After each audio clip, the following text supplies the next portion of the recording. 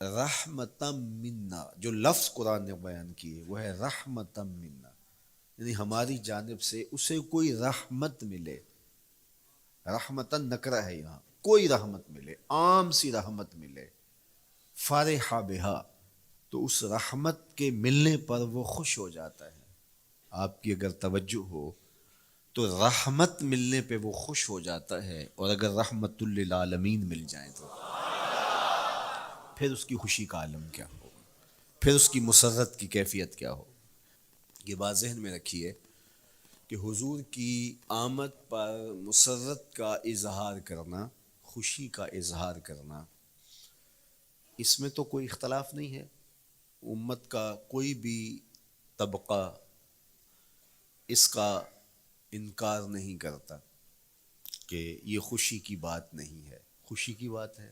ہر دور میں اور ہر علاقے کے اپنے اظہار کے سلیقے ہوتے ہیں اور طریقے ہوتے ہیں. اگر وہ شریعت کے مزاج سے متصادم نہ ہوں تو ان کو اختیار کرنے میں کوئی حرج نہیں ہے. پھر مرور زمانہ کے ساتھ بدلتے ہوئے تقاضے ہوتے ہیں.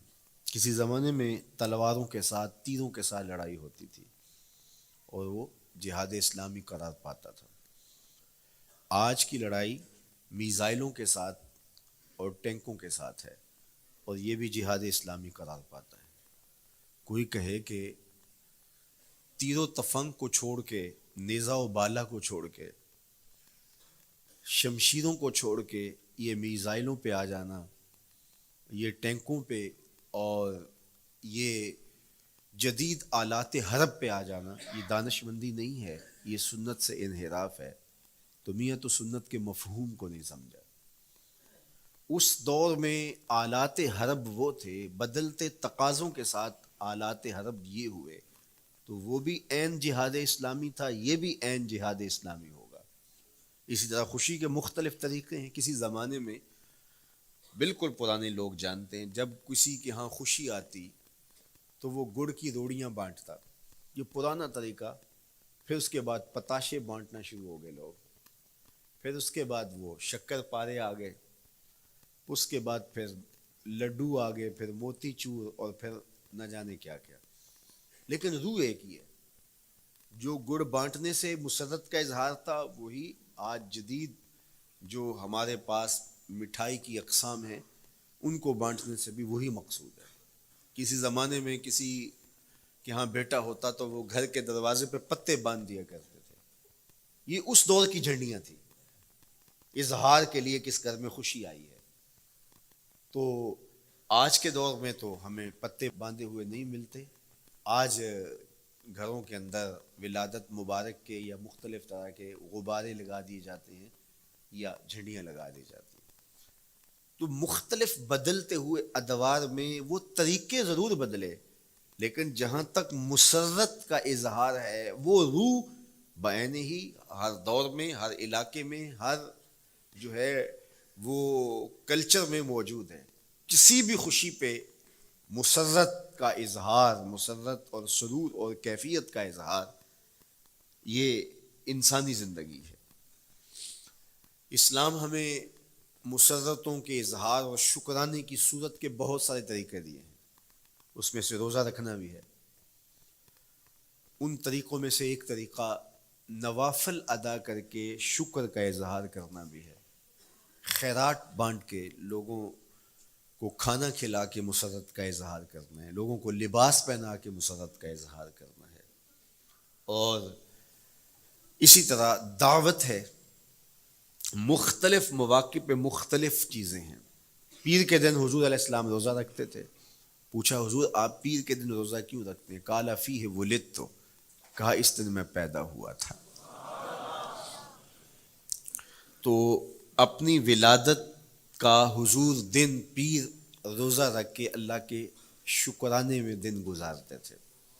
گو حضور علیہ السلام کی زندگی کا ایک ایک لمحہ رب کے تشکر میں بسر ہوتا ہے. لیکن حضور نے اس کی وجہ بیان کر دی کہ میں اس دن کا روزہ خاص طور پہ اس لیے رکھتا ہوں، فیہ ولدت، اس دن میری ولادت ہوئی تھی. اللہ اکبر. تو حضور کی ولادت اللہ کی بہت بڑی نعمت، اور اس پر شکرانہ خود میرے حضور نے ادا کیا ہے۔ علماء نے لکھا ہے کہ حضور کی ولادت کی خوشی یہ اللہ کی رضا کا سبب اور ذریعہ ہے۔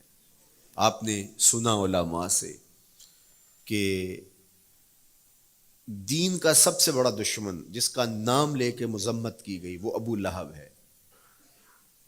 پورے قرآن میں کسی اور کافر کا ابو جہل کا نام بھی نہیں، عتبہ عتیبہ اور امیہ کا نام بھی نہیں ہے، لیکن نام لے کر کے مذمت اگر کسی شخص کی گئی وہ تو ابو لہب کی گئی۔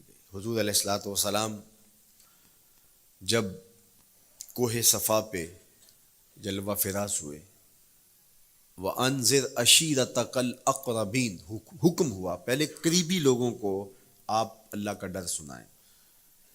تو حضور علیہ السلام نے قریبی لوگوں میں محنت کی، تو قریش کو، صنادید قریش کو، بنو ہاشم کو بلایا اور بلا کہ حضور نے ایک بات کہی کوہ صفا پہ کہ اگر میں تمہیں کہوں اس پہاڑ کی دوسری جانب سے ایک لشکر آ رہا ہے جو تمہیں کچل دے گا تو کیا میری بات مان لو گے؟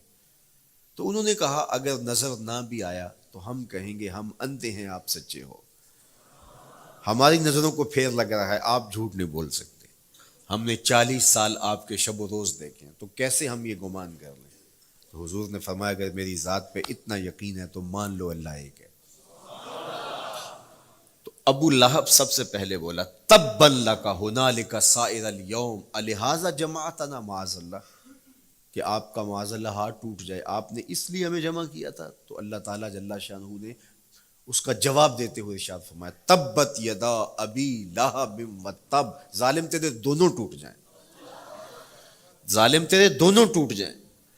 تو ابو لہب کا نام لے کے مذمت کی گئی، لیکن یہ بدترین کافر جب حضور کی ولادت ہوتی ہے تو اس کی لونڈی سویبہ اس کو جا کے خبر دیتی ہے کہ تیرے مرحوم بھائی کے گھر بیٹا پیدا ہوا ہے۔ تو یہ بہت خوش ہو گیا، اس لیے نہیں کہ نبی تشریف لائے ہیں، اس لیے کہ میرے مرحوم بھائی کے گھر میں چراغاں ہوا۔ تو بھتیجا ہونے کے ناطے اس کو ایک سرشاری اور خوشی ہوئی، اور لونڈی کے خبر دینے پر اس نے اشارے سے اس کو کہا جا تو آزاد ہے۔ اللہ اکبر! یہاں سے یہ بھی سمجھیں کہ حضور نے صحن کائنات میں قدم رکھا، غلاموں کو آزادی ملنے لگی، غلامی کی زنجیریں ٹوٹنے لگی۔ تو سویبہ کو کہا جا تو آزاد ہے۔ خیر ابو لہب کی ساری زندگی آپ کو پتہ ہے، لیکن جب مر گیا تو حضرت عباس رضی اللہ تعالیٰ عنہ کو خواب میں ملا۔ انہوں نے کہا سنا کیسی بیت رہی ہے؟ اس نے کہا سخت مشکل میں ہوں، ڈاڑھی تکلیف ہے، حضور کی مخالفت بڑی مہنگی پڑی، لیکن اتنا ہے کہ جب پیر کا دن آتا ہے جس انگلی سے اشارہ کر کے لونڈی کو آزاد کیا تھا اس سے ٹھنڈا اور میٹھا مشروب بھی ملتا ہے اور عذاب میں بھی کچھ کمی ہوتی ہے۔ شارع مسلم امام نووی کے استاد امام ابو شامہ جو بہت بڑا نام ہے حدیث میں، وہ فرماتے ہیں جب ایک کافر کو حضور کو نبی سمجھ کے نہیں بھتیجا سمجھ کے خوشی کرنے کا بھی صلہ ملتا ہے، تو ایک مومن جو حضور کا غلام ہے اور حضور کو امام اور مقتدا اور نبی رسول اور محبوب سمجھ کے خوشیاں کرتا ہے، اس کو اللہ کتنا کچھ عطا کرے گا۔ دوستاں را کجا کنی محروم، تو کے بعد دشمنا نظر داری، جب تو دشمنوں کو اتنا دیتا ہے تو دوستوں کو کتنا عطا کرے گا۔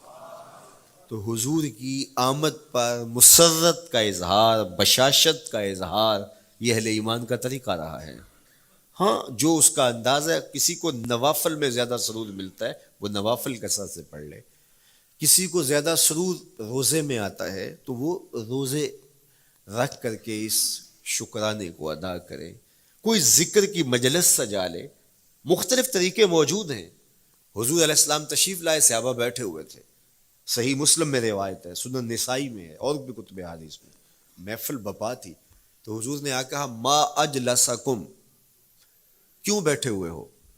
تو جو انہوں نے جواب دیا وہ سنیے، جلسنا نذکر اللہ ونحمدہ علی ما ہدانا لدینہ ومن علینا بک، حضور ہمارے بیٹھنے کا مقصود یہ ہے کہ ہم اللہ کا شکر ادا کر رہے ہیں اس بات پر کہ اس نے ہمیں ہدایت دین عطا کی، وَمَنَّ عَلَيْنَا بِكَ، اور آپ کی صورت میں ہمارے اوپر احسان کیا، ہمیں آپ عطا ہوئے، اس پر اللہ کا شکر ادا کرنے کی مجلس سجائے بیٹھے۔ اب بات تو سادہ سی تھی، لیکن میرے حضور نے ان سے کہا کیا تم اس بات پہ قسم دے سکتے ہو کہ اسی لیے بیٹھے ہو؟ تو انہوں نے کہا جی ہم قسم دیتے ہیں ہم اسی لیے بیٹھے، وہ میں اٹھاؤ قسم۔ تو صحابہ نے باقاعدہ قسم دی، ہم قسم اٹھاتے ہیں ہمارے بیٹھنے کا مقصد یہ ہے کہ اللہ کا شکر ادا کر رہے ہیں، اور آپ کی صورت میں جو انعام خداوندی ملا ہے اس پر اللہ تعالیٰ کا شکریہ ادا کر رہے ہیں۔ حضور نے باقاعدہ ان سے قسم لی اور انہوں نے باقاعدہ قسم دی۔ اب صحابہ کو حیرت تو تھی کہ یہ موقع قسم کا تو نہیں تھا، لیکن حضور نے قسم لی ہے، کیوں؟ حیرت و استجاب کی کیفیت تھی۔ حضور علیہ السلام نے فرمایا صحابہ میں تم سے جو ابھی قسم لی ہے یہ کسی تہمت کی بنیاد پر نہیں لی، یعنی تمہارے قول کی صداقت میں مجھے کوئی شک نہیں تھا کہ میں نے قسم سے تصدیق کی ہو، بلکہ اس کا سبب اور تھا۔ بعض اوقات قسم اس لیے کی جاتی ہے کہ کسی متردد ذہن کو مطمئن کرنا ہوتا ہے، اور بعض اوقات قسم واقعہ کی اہمیت کو بڑھانے کے لیے کی جاتی ہے۔ کوئی بندہ کہہ رہا ہے کہ جناب فلاں صاحب آ رہے ہیں ہمارے گھر میں، مہمان آ رہے ہیں، تو گھر کا ہی اچھا کہتا ہاں قسم اللہ کی، تو اس کا یہ مطلب نہیں کہ اس کے شک ہوتا ہے، اس کی خوشی اور اس کی مسرت کے اظہار کو بڑھانے کے لیے وہ کہتا ہے کہ ہمارے گھر کے اندر آج فلاں آ رہا ہے، تو وہ کہتا اچھا کہتا ہاں ہاں قسم اللہ کی وہ آ رہا ہے۔ تو یہ متردد کا شک دور کرنے کے لیے قسم نہیں ہے، یہ بلکہ اس کی خوشی اور سرشاری کو پختہ کرنے کے لیے ہے۔ تو عربوں میں قسم مختلف وجہ سے کی جاتی تھی، تو حضور نے فرمایا یہ جو میں نے تم سے قسم لی ہے یہ کسی تہمت کی بنیاد پہ نہیں لی، بلکہ اس قسم کا سبب کیا ہے سنو۔ پھر حضور نے خود بتایا، فرمایا تم یہاں بیٹھے تھے، میں حجرے میں بیٹھا تھا، اتانی جبریل علیہ السلام، میرے پاس جبریل امین حاضر خدمت ہوئے، فاخبرنی ان اللہ یباہی بکم الملائکہ، تو مجھے انہوں نے خبر دی ہے، محبوب ذرا باہر تو نکل کے دیکھو، صحابہ تمہارے اس عمل پر اللہ فرشتوں میں ناز کر رہا ہے، اللہ فرشتوں میں فخر کر رہا ہے کہ دیکھو میں نے ان کو نعمت دی، کتنے قدردان نکلے، اس نعمت کا شکرانہ ادا کر رہے ہیں۔ اور آج اگر ہم اپنے گھر میں بیٹھ کے، اپنی مسجد میں بیٹھ کے حضور کی صورت میں انعام خداوندی کا شکریہ ادا کرتے ہیں تو اللہ کی رحمتوں سے بعید نہیں کہ اللہ فرشتوں سے کہے دیکھو صدیاں بیت گئیں یہ آج بھی شکرانہ ادا کر رہے ہیں، اور یہ بات میری اور آپ کی بخشش کی ضمانت قرار پائے۔